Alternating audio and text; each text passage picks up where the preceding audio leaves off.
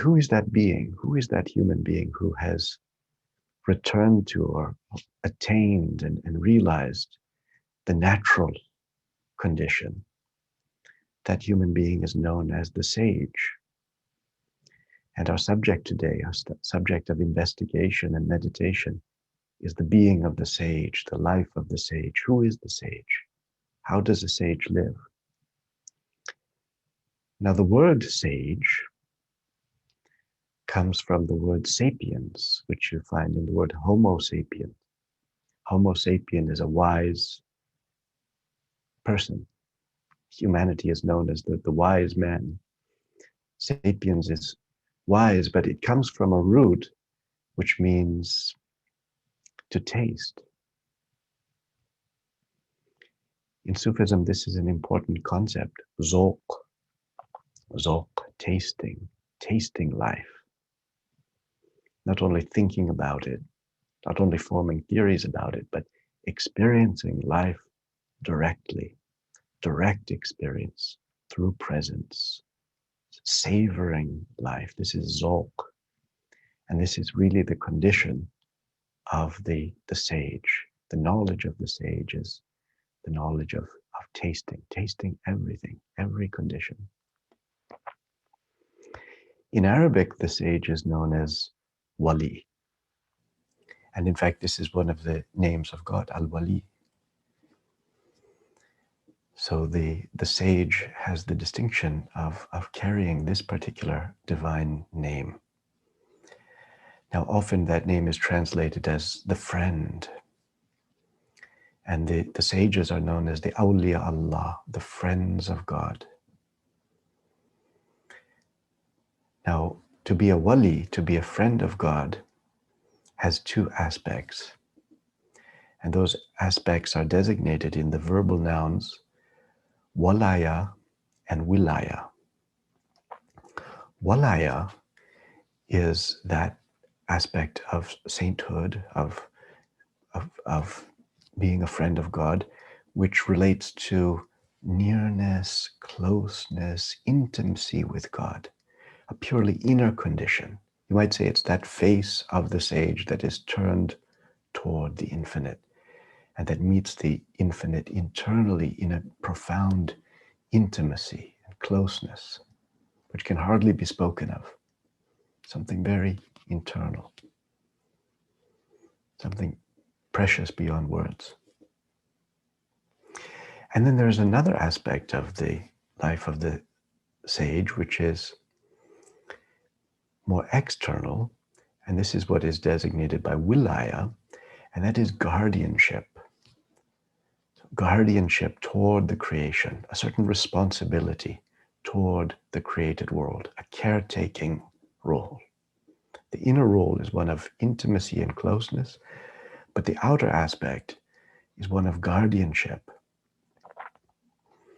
And this is what is expressed in the words of Sheikh Shibli, who said, a Sufi is not a Sufi until he looks on the whole of creation as a family charge, a family trust, just as one feels a special responsibility toward one's own family, toward one's parents, especially as they age, towards one's children when they're small and need attention, toward anyone toward whom one bears a familial relation. One feels in their time of need especially, but always one feels a duty toward them.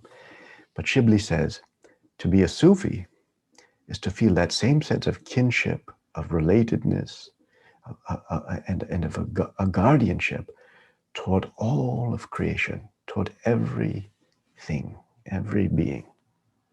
And that is the sense of wilaya, guardianship. So the sage is the one that has both this inner communion with the absolute and the sense of a responsibility toward all of creation.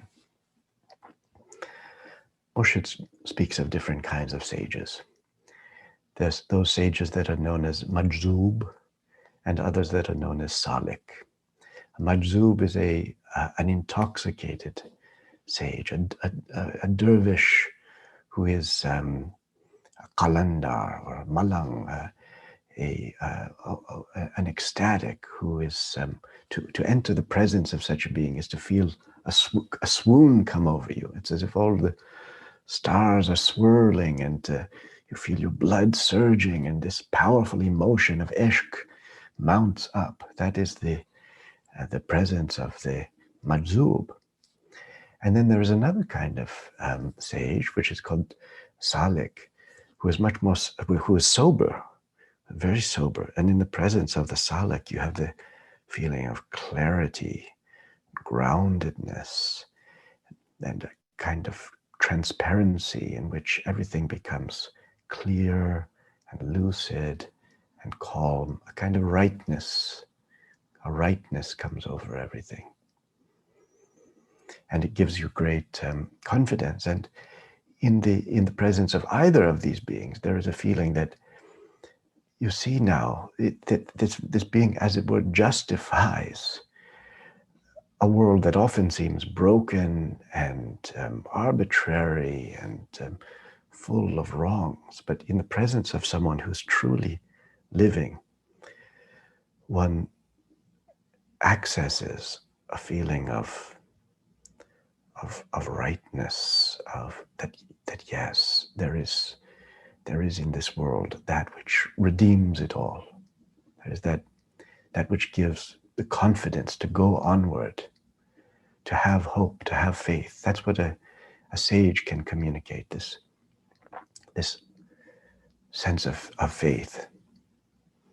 Now, there's some saints, there's some who are jamali, who are gentle and fine, and Murshid calls them saints. And then there are other beings who are jalali, they're majestic and quite, well, there's a kind of power brimming in them and mastery, and they go out into the world and bring about transformation, whereas the saint is more withdrawn and quiet. Well, the Jalali one is known in Murshid's language as the master, and the Jamali one as the saint. And the prophet is the one who combines in perfect equilibrium these two dimensions. Elsewhere, Murshid speaks of the different parts of the human being as there's the body, there's the mind, there's the heart, and there's the soul.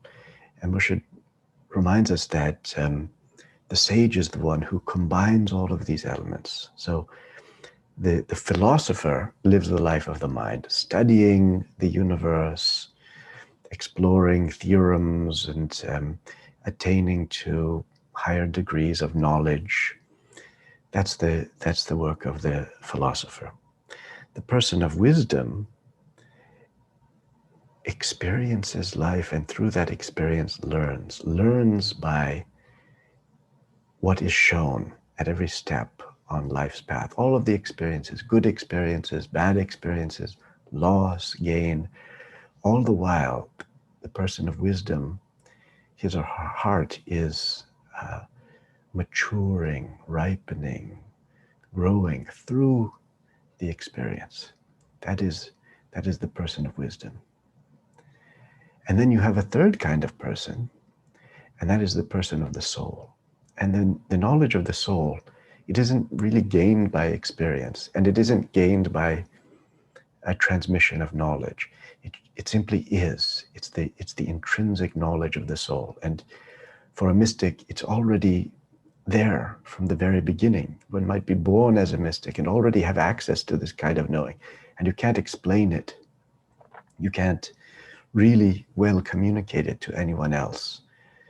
You're guided. A knowledge comes to you which you didn't, as it were, earn or gain. It's intrinsic to the soul. That's the soul knowledge. So Murshid says that the sage is that unique personality who combines these three different aspects: mind and heart and soul, all together in a rounded knowledge that is revealed but also experiential, but also capable of being intellectually communicated, and all embodied, and that's where the body comes in. So body, mind, heart, and soul all together. That is the way of the sage. And not only does Murshid communicate the nature of the sage in teachings, but the very winged heart, which he propagated throughout the world, symbolizes the life of the sage, because the two wings symbolize indifference and independence. And the sage has to have this quality of non-attachment, this ability not to be dependent upon the opinions of other people. In other words, not to constantly seek some kind of approval, as we all tend to do if we're not careful, so that our well-being, our state of being depends upon what other people say to us or think of us. To become a sage, one has to transcend that kind of dependency and be free in oneself, free to fly with independence and indifference. And so, as Moshe says, when one learns to serve and do one's duty without thought of appreciation, only then will one attain. And this is the whole message of the Bhagavad Gita, not to fulfill one's duty, not in the hope of some kind of reward or some kind of outcome, but simply because it is one's duty. It is to be done. That's freedom, just to do it. So love that is free from attachment is the love of the sages. But it's not aloof and dispassionate, and it's not a cold way of being, because the two wings carry the heart, and the heart is the very organ of love itself. And love becomes all the greater when it's freed of expectation of recompense, when love is unconditional and freely offered.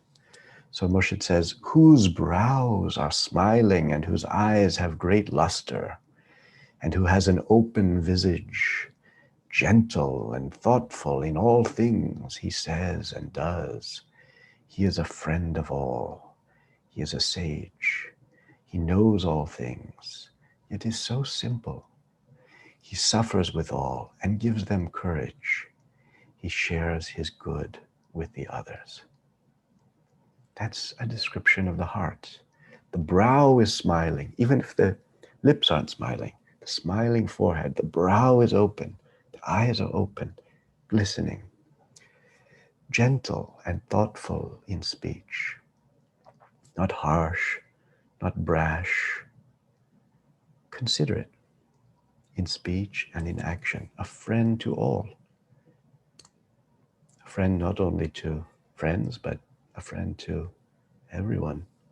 Who suffers all things, has all manner of experiences, and yet remains almost childlike in simplicity, not sophisticated and cynical and jaded and maneuvering, contriving. No.